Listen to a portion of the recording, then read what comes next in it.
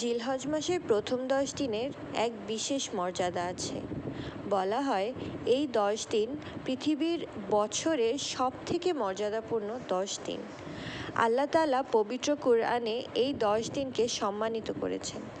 রাসূল সাল্লাল্লাহু আলাইহি ওয়াসাল্লাম বলেছেন যে কারো যদি জিলহজের প্রথম 10 দিনের ইবাদতকারীর চেয়েও শ্রেষ্ঠ হতে হয়, তাহলে তাকে তার সম্পদ আর পরিবার নিয়ে আল্লাহর রাস্তায় জিহাদে চলে যেতে হবে।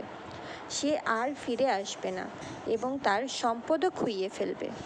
ইবনে আব্বাস রাদিয়াল্লাহু তাআলা আনহু থেকে বর্ণনা করা হয়েছে, রাসূলুল্লাহ সাল্লাল্লাহু আলাইহি ওয়াসাল্লাম বলেছেন, অন্য কোনো দিনের কোনো আমলই এই দিনগুলোতে মানে জিলহজের প্রথম 10 দিনে করা ইবাদতের চেয়ে শ্রেষ্ঠতর নয়।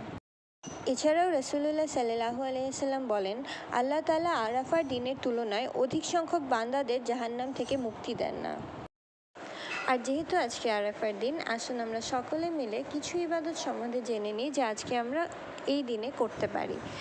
তা হচ্ছে আল্লাহর জিকির করা। আল্লাহর জিকির আমরা যে কোনোভাবেই করতে পারি। লা ইলাহা ইল্লাল্লাহু মুহাম্মাদুর রাসূলুল্লাহ, আস্তাগফিরুল্লাহ, সুবহানাল্লাহ, আল্লাহু আকবার, আলহামদুলিল্লাহ, আল্লাহর 99 নাম, যে কোনোভাবেই আমরা আল্লাহর ইবাদত করতে পারি, আল্লাহর জিকির করতে পারি। এছাড়া আছে ইস্তেগফার করা, দুরূদ শরীফ অধিকবার পাঠ করা, সাধ্যানুযায়ী রোজা রাখা। যদি কেউ রোজা রাখতে চান অবশ্যই রোজা রাখতে পারেন। যথাসম্ভব সাদকা করা, কোরআন তেলাওয়াত করা, অবিরত দোয়া করতে থাকা, যথাসম্ভব সুন্নাত এবং নফল ইবাদত করা। এছাড়া আপনারা তাহাজ্জুদের নামাজ পড়তে পারেন এবং একটি দোয়া আছে যেটা আপনারা বারবার করে পড়তে পারেন। সেটা this is a bonus for me for all my lovely viewers, which is La ilaha illallahu wahdahu la sharika lahu lahul mulku wa lahul hamdu wa huwa ala kulli shay'in qadir। অর্থ, আল্লাহ ছাড়া আর কোনো উপাস্য নেই, তিনি একক আর তার কোনো শরিক নেই।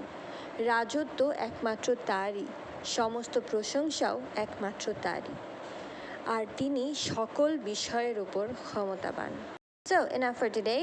আসুন আজকে যেহেতু আরাফার দিন আমরা অনেক অনেক ইবাদত করি এবং সকলকে ঈদের অনেক অনেক শুভেচ্ছা। ঈদ মুবারক, and do subscribe to my channel, hit the like button, and love to all of you my viewers. Bye. Allah Hafiz. Assalamu alaikum.